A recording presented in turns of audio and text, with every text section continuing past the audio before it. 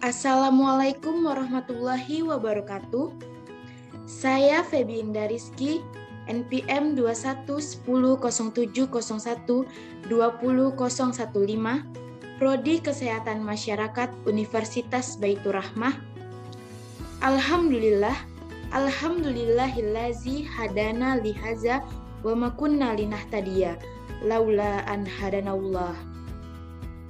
Yang terhormat Bapak Nova Arikman, DRSKMMKes, selaku dosen pengampu etika dan hukum kesehatan.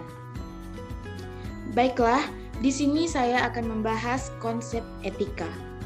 Yang pertama, pengertian etika. Menurut Kamus Besar Bahasa Indonesia, etika adalah ilmu tentang apa yang baik dan buruk mengenai hak dan kewajiban moral, kumpulan asas atau nilai yang berhubungan dengan akhlak, dan nilai benar atau salah yang dianut dalam masyarakat. Secara etimologi, etika berasal dari bahasa Yunani ethos, artinya karakter, watak, kesusilaan, dan adat kebiasaan. Etika berkaitan dengan konsep yang dimiliki kelompok atau individu, meliputi tindakan yang dilakukan, benar atau salah, baik atau buruk. Jadi, etika merupakan landasan dasar atau pertimbangan setiap perilaku manusia termasuk bidang keilmuan. Etika mengalami perkembangan menjadi studi tentang kebiasaan manusia. Perkembangan tentang etika menjadi sebuah pelajaran tentang kebenaran atau tidak benar berdasarkan kodrat manusia. Selanjutnya, contoh etika. Etika ada dalam kehidupan sehari-hari dan dilakukan terus-menerus. Perilaku ini dipakai di lingkungan sekolah dan di rumah. Berdasarkan pengembangannya, berikut contoh dalam masyarakat dan pribadi. Yang pertama, etika perangai. Etika perangai adalah adat atau kebiasaan yang ada di dalam masyarakat, waktu tertentu, dan daerah tertentu. Etika ini telah disepakati oleh sekelompok sehingga menghasilkan penilaian seseorang dalam berperilaku. Contoh etika perangai yaitu pergaulan anak muda, upacara adat, upacara pernikahan di daerah tertentu, dan busana adat daerah. Yang kedua, etika moral.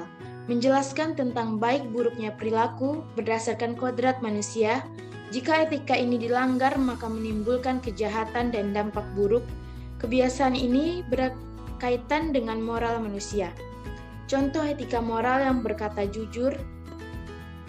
Contoh etika moral yaitu berkata jujur, menghormati orang yang lebih tua, menghargai perbedaan pendapat, menyantuni anak yatim, membela kebenaran dan keadilan.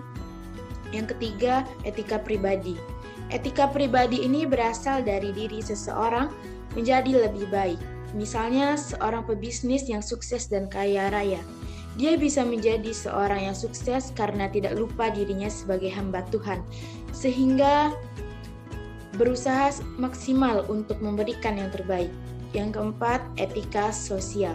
Etika sosial berhubungan dengan seseorang dengan lingkungan sosialnya.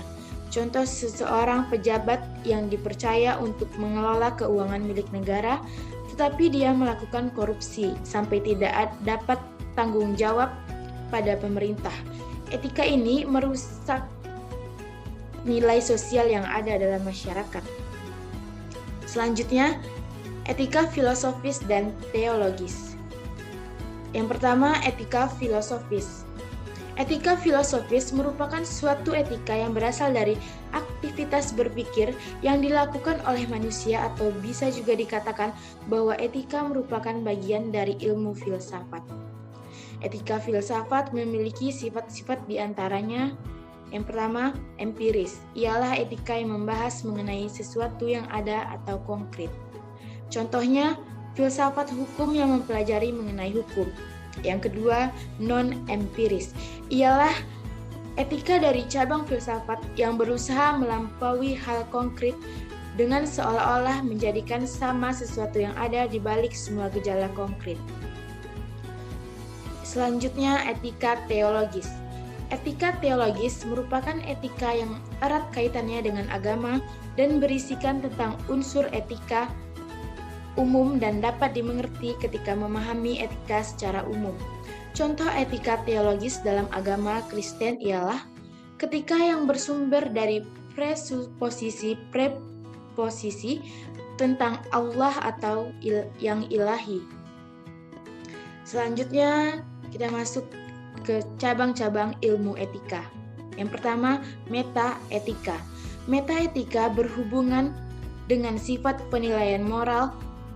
Ini melihat asal dan makna prinsip-prinsip etika.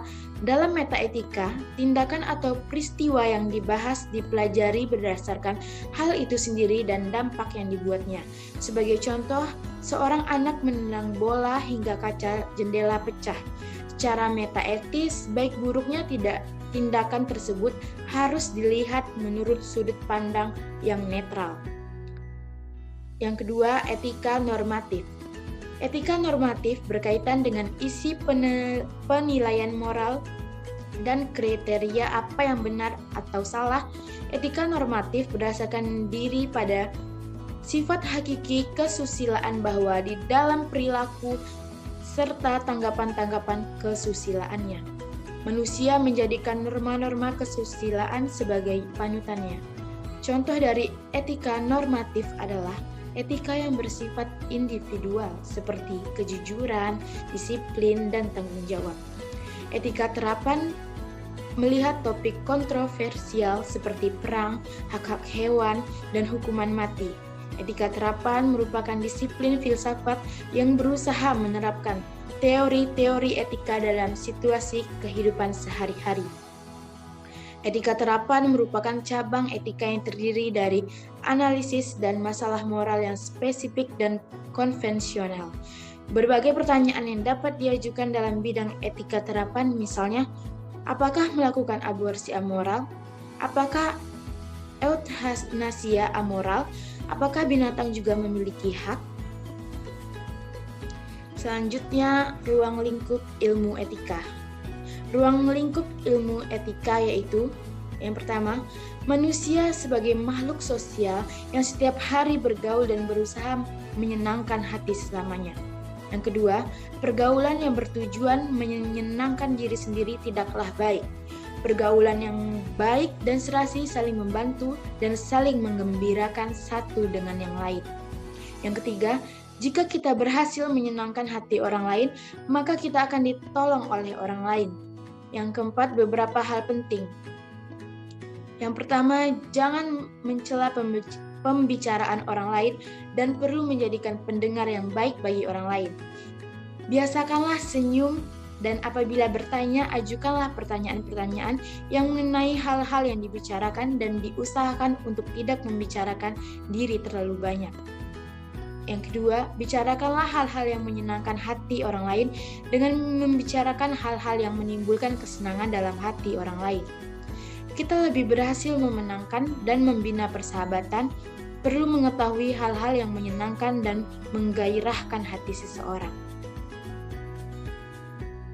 Selanjutnya, etika dibedakan menjadi 3. Yang pertama, etika sebagai ilmu, yang merupakan kumpulan tentang kebajikan, tentang penilaian dari perbuatan seseorang. Yang kedua, etika dalam arti perbuatan, yaitu perbuatan kebajikan. Misalnya, seseorang dikatakan etis apabila orang itu telah berbuat kebajikan. Yang ketiga, etika sebagai filsafat yang mempelajari pandangan-pandangan, persoalan-persoalan yang berhubungan dengan masalah kesusilaan. Selanjutnya, etika perangai dan etika moral. Yang pertama, etika perangai adalah adat istiadat atau kebiasaan yang menggambarkan perangai manusia dalam hidup bermasyarakat di daerah-daerah tertentu, pada waktu-waktu tertentu pula. Etika perangai tersebut diakui dan berlaku karena disepakati masyarakat berdasarkan hasil penilaian perilaku, yaitu berbusana adat, pergaulan muda-mudi, perkawinan semenda, dan upacara adat. Yang kedua, etika moral. Etika moral berkenaan dengan kebiasaan berperilaku yang baik dan benar berdasarkan kodrat manusia. Apabila etika ini dilanggar, timbullah kejahatan, yaitu perbuatan yang tidak baik dan tidak benar. Kebiasaan ini berasal dari kodrat manusia yang disebut moral, yaitu berkata dan berbuat jujur, menghargai orang lain, menghormati orang tua dan guru, membela kebenaran dan keadilan, menyantuni anak yatim atau piatu, dan etika pribadi dan etika sosial. Yang ketiga, etika pribadi. Misalnya seseorang yang berhasil di bidang usaha atau wira swasta dan menjadi seseorang yang kaya raya atau jutawan, ia disibukkan dengan usahanya sehingga ia lupa akan diri pribadinya sebagai umat Tuhan. Ia mempergunakan kekayaannya untuk keperluan-keperluan yang tidak terpuji di mata masyarakat, seperti mabuk-mabukan, suka mengganggu ketentraman keluarga orang lain. Dari segi usaha, ia memang berhasil memperkembangkan usahanya sehingga ia menjadi jutawan. Tetapi ia tidak berhasil atau gagal dalam mengembangkan etika pribadinya. Yang keempat, etika sosial. Misalnya seseorang pejabat pemerintah atau negara dipercaya untuk mengelola keuangan negara. Uang milik negara berasal dari rakyat dan untuk rakyat. Pejabat tersebut ternyata melakukan penggelapan uang negara untuk kepentingan pribadinya dan tidak dapat mempertanggungjawabkan uang yang dipakainya itu kepada pemerintah. Perbuatan pejabat yang mempergunakan uang negara untuk kepentingan diri pribadi tersebut adalah perbuatan yang merusak etika sosial. Selanjutnya, metode pendekatan etika.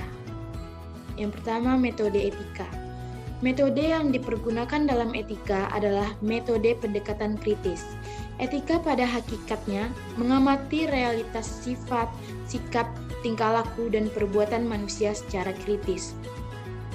Etika tidak memberikan ajaran atau ideologi, melainkan memeriksa, merefleksi, mengevaluasi, dan menganalisa kebiasaan-kebiasaan, nilai-nilai, norma-norma, dan pandangan-pandangan moral secara kritis. Etika menuntut agar ajaran-ajaran moral tersebut dapat dipelajari dan dihayati oleh setiap manusia, kemudian dapat dilaksanakan dalam kehidupannya secara nyata dan dipertanggungjawabkan di hadapan dirinya, orang lain, alam semesta, dan Tuhan Yang Maha Esa.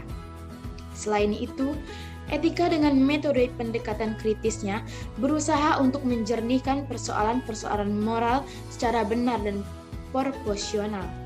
Karena itu, metode yang benar dalam mengupas persoalan-persoalan etika haruslah sesuai dengan semangat nilai-nilai kebenaran yang menyatakan bahwa adanya peralihan dari dasar-dasar keyakinan menuju kaidah-kaidah perbuatan, dan yang menyatakan bahwa agama atau keimanan menentukan perilaku. Karena itulah pembicaraan keyakinan selalu mendahului pikiran dan perbuatan. Kewajiban moral tidak mungkin muncul dari pemikiran saja, tapi ia harus diberikan keleluasaan pada kehendak dalam pembentukan etika. Etika sendiri pada dimensi prakteknya bukanlah kumpulan kebijaksanaan, kata-kata mutiara, dan anjuran-anjuran belaka. Kehendak berbuat tak lepas dari persoalan yang membutuhkan adanya intervensi rasional, sehingga keinginan baik tidak beralih menjadi keburukan. Selanjutnya, pendekatan pembinaan etika. Pendekatan yang akan dipergunakan dalam penanaman etika adalah pendekatan yang biasa dipergunakan dalam pendekatan pendidikan nilai. Kenapa demikian? Karena pada esensinya pendidikan nilai dan etika adalah sama, yaitu bertujuan menjadikan manusia menjadi lebih baik berdasarkan etika dan moralitas. Bahkan, nilai merupakan bahasan utama dalam etika. Maka, pendekatannya yaitu dipergunakannya pun tidak jauh berbeda.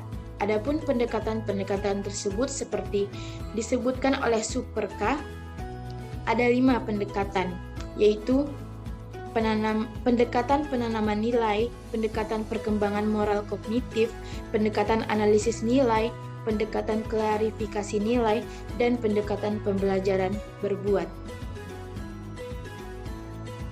Demikianlah yang dapat saya sampaikan, kurang dan lebihnya saya mohon maaf. Saya akhiri. Wassalamualaikum warahmatullahi wabarakatuh.